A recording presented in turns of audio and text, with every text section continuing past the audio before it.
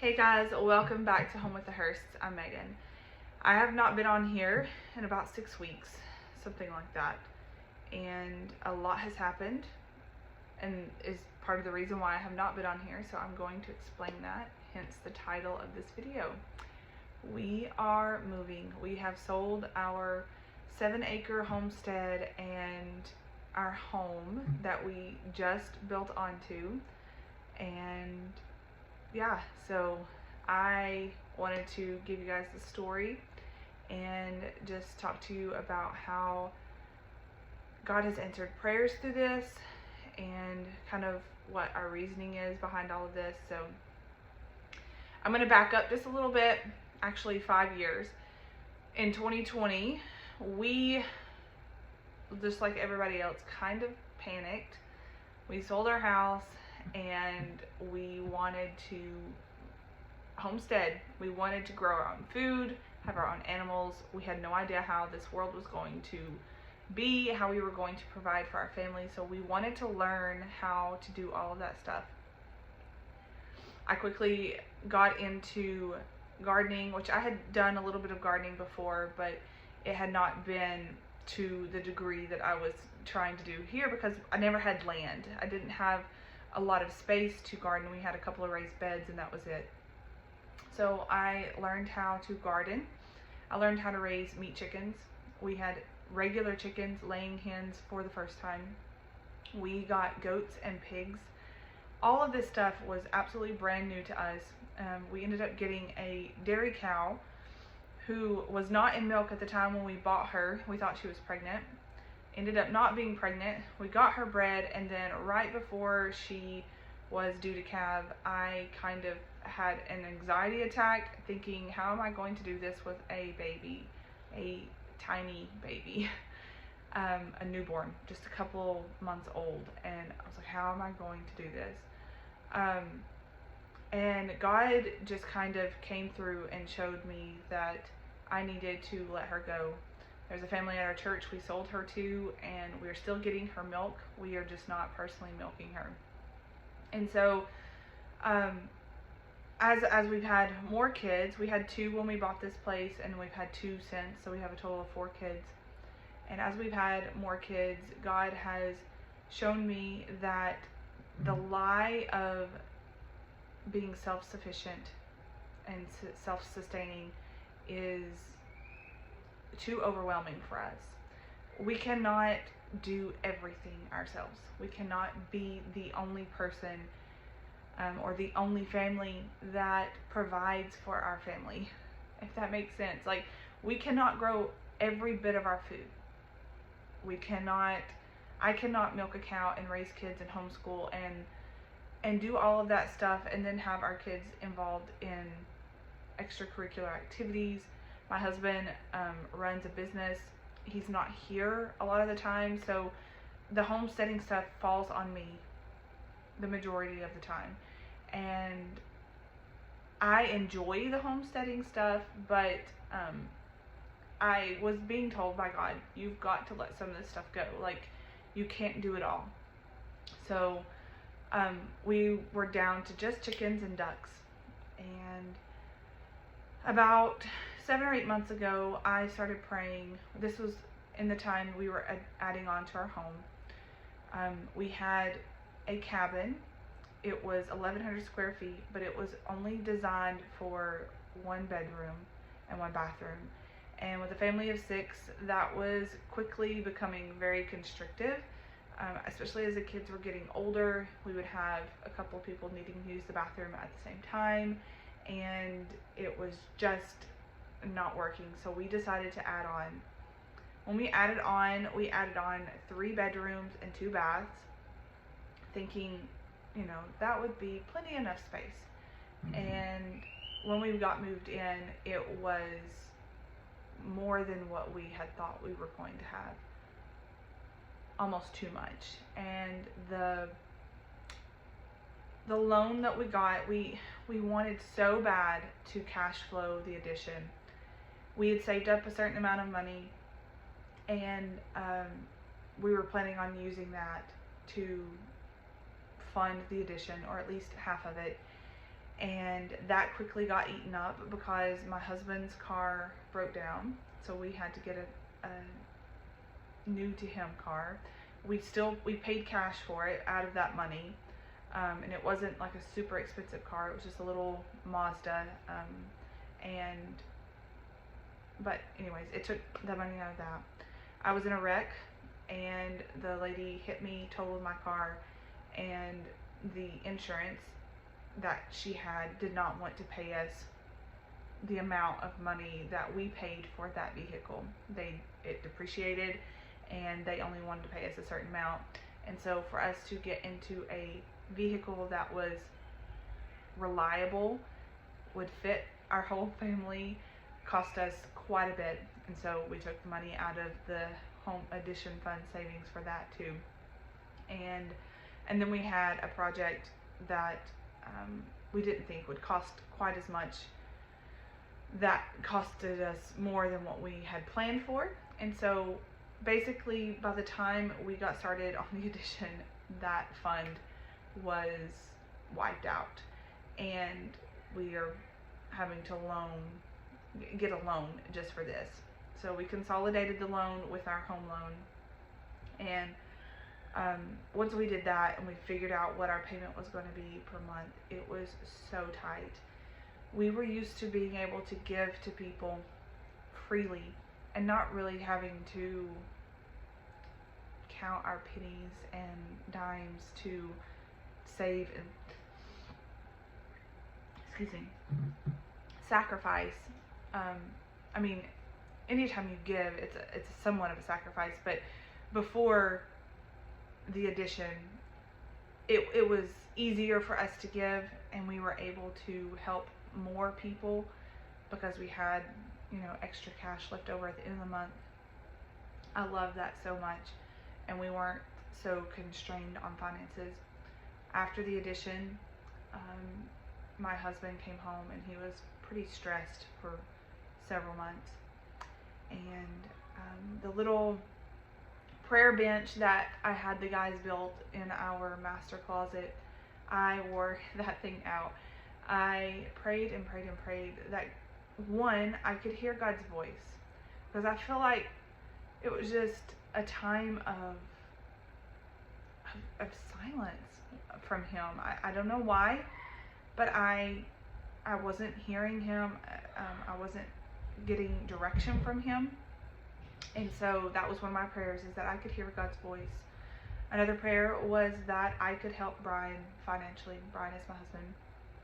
And I was hoping that it would come through means of YouTube, that my YouTube would take off, and I would start getting sponsorships, and I would get AdSense or money from the ads, and be able to supplement what we were now spending out, and just kind of take some of the pressure off of my husband.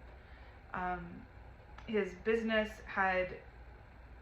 it's fine, and it's surviving and doing well, but the year before it had done so much better, and that's what we had based our loan amount off of. And so in 2024 it was not the same, and so it's really stressful on your husband when there's so much money going out. And then if I wanted to help him, I was either going to have to get a job outside of the home and put our kids in school, or figure something else out. YouTube was going to have to work. So I continued to pray, and I still wasn't hearing God, and I still wasn't making money. And sometime in December, early December, maybe November, my husband came home yet again with just like, I don't know what we're gonna do. Like, we're having to dip into our savings to make our payments, and we're having to, we can't go do certain things now because we're tied to the house. So a thought come to my mind: what if we sell? What if we sold our house? We made the profit, We paid off any debt that we have, because my husband also has a business loan. We try to stay debt free, but there's some things that, like a house payment and his business loan, that were just way too much for us to be able to cash flow it. Like, we had to get a loan, and it was like time sensitive too, so it's not like we could save up for a certain amount of time and then add on, and then pay for it and not have to get a loan. So two major loans, a business loan and then now our house loan, and we're trying to figure out how to pay this off. And I don't know why, but the thought of selling popped into my head, and I told him, what if we sell and we use whatever profit we have to pay off debt? We won't have a house payment anymore, or at least not the size of a house payment, and maybe we could pay off some of the business loans. So he kind of mulled that over, and you could just see the relief that he had on his face, on his countenance, after just telling me, and knowing that I'm okay with giving up something. And one of my words to him was, I married you and not the house. I've put a lot of work into this house, you guys. A lot, and not just the house, but the homestead, the land. We have great neighbors. It's a great location. It's close to our church. It's close to Brian's businesses, and it's so beautiful back in here. And I don't know what made me think of that, but that was the thought. And I told him, I married you and not this house, and wherever you go, I will go. And if we need to sell this house to get this pressure off of you, then that's what we'll do. So we talked about it for a couple of days, and I finally said, I don't want to make decisions, because I feel like I have some of the decisions is kind of what got us into this thing, into this mess, this, not necessarily a mess, but like confinement. And I didn't want to be responsible for that anymore. And so I told him, I was like, you make the decisions. If you want to sell, you tell me what to do. And he told me, call a realtor. And I'm not gonna lie, I kind of panicked. Like, okay, called the realtor. We still had the basement to finish, for the house to appraise for what we really needed out of it. And she was supposed to call us back and kind of get us some comps and see what we could sell it for. And then I told our neighbors, who were very close to, kind of what we were thinking. And although she was devastated, you know, really sad and kind of scared, she didn't want crazy people moving in and buying this house. She told me, she's like, you have to do what God is telling you to do and follow your husband. So that's what I did. And unbeknownst to me, her son was looking for a house or land close to them, and they had actually put in an offer on some land, and there was just so much that was going to have to happen that they were not going to be able to afford it. They were going to owe more than what it would be worth, so they kind of shut that down. And it happened the very same day that I told her that we were putting our house on the market at the first of the year. And they told their son, and they came, and they have been amazing. We never had to once put our house on the market, which was another prayer that I had prayed to God. It was not necessarily like, can you fix this, but more of like, how am I going to do this? I have 4 kids. Like, we have to get the house finished, like the downstairs finished, as well as I'm going to have to keep the house clean and get out of the house for showings and all of that stuff. And I was just like stressed to the max. How am I going to do this, God? And he made it to where I never had to do any of that. I feel like it's so silly to cry, but the extreme relief and just knowing that God was providing this entire time for us, and he just asked me to follow him. So back up just a few weeks before we decided to sell, or we were kind of mulling it over. I've been okay, sorry, I had some interruptions. My computer is crashed too, so that's another reason why I haven't put out a video. I'm filming on my phone now, and so this will be all vertical. Sorry. There will be very minimal editing, if any, until I get a new computer. So anyways, just as we were mulling over selling the house and stuff, I'd been praying to hear God's voice and still hadn't heard it. And one day it was clear. It wasn't audibly, but it was the scripture, sell everything you have and follow me. You see yourself. And it was exactly what God told the rich young ruler. And the rich young ruler, I think, gets like a bad rep because he was rich. But if you think about it, like, he was a good person. Like, he had done he'd followed all the commandments. And so in the world's eyes, and even like in a Christian's eyes, we've done all of the things that God has asked of us, and followed the commandments and trying to follow his word and live right. But I did not want to cling to my house, cling to my stuff, and not follow Jesus like the rich young ruler did. And it was hard. I grieved. I grieved the loss of the dream that I had here, and the hard work that I had put into this, all of the stuff that I had learned. Yeah, all the stuff that I had learned while I was here.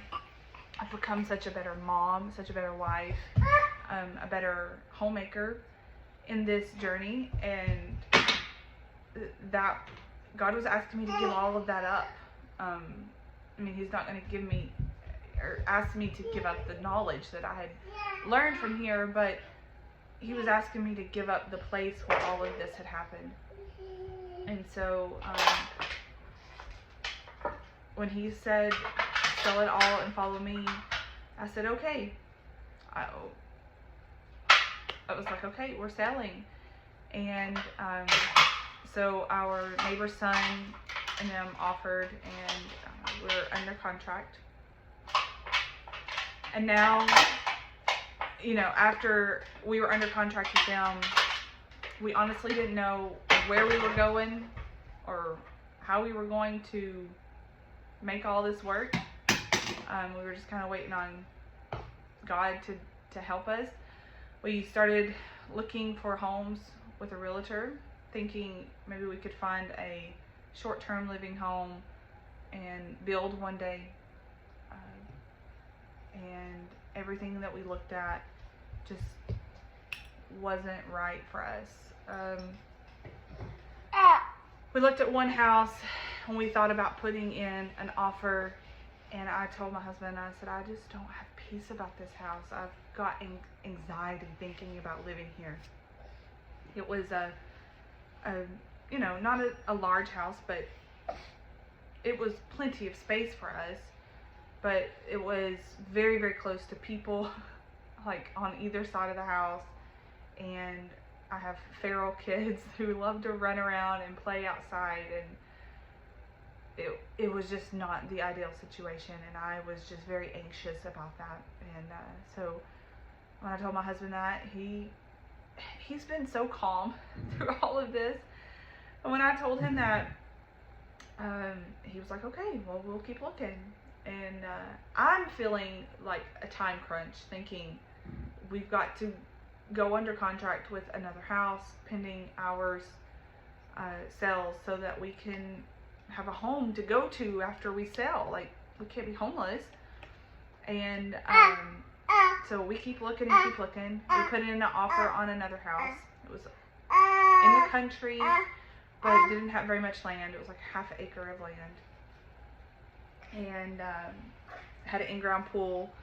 The inside of that house was nice. It was not everything that I wanted, and that's fine. It was a little bit of a fixer-upper, but it was not so much of a fixer-upper that we couldn't just go in and start living. And so we put in an offer on this house, and I was thinking, you know, the kids can still be outside in the pool. They love to swim, so we can make this work. I'll do a couple of raised beds and maybe have 3 or 4 chickens. Like, we didn't have space for everything that we once had, but we could, you know, make do with that. And we made the offer, and the offer fell through. And so I cried. I was disappointed because I was, you know, starting to get hopes up in this house and thinking, you know, I can see myself living here for several years before having to move again. And the other houses, I was thinking, you know, I'm already ready to move. As soon as we get the chance to move, I'm ready to move. And I didn't want to feel that way. And so we kept looking at houses and kept looking at houses, and we could not find what we were looking for in our price range. And so I talked to my husband, and I was like, can we just rent? Because renting is temporary, and we can not be, and I won't feel rushed to make a decision, and we can decide, you know, what we want to do from there. Rentals were hard to come by with the price that we needed. Some of them were going to be very close to what we were paying on our mortgage, and it was like, it didn't make sense. We weren't going to be able to save enough money while renting. And so we finally decided that we were going to look for land and build a tiny home. Something that I could design and make my own, make it functional for our family. And we went and looked a few times at certain pieces of land, and I heard in a podcast, I think it was the Now That We're a Family podcast, that they said the sign of a mature Christian is experiencing disappointment but quickly returning to joy. And I was like, wow, that's what I want, God. I want to be a mature Christian. I want to know that there's still joy even in the disappointment, and you don't have to live in the disappointment.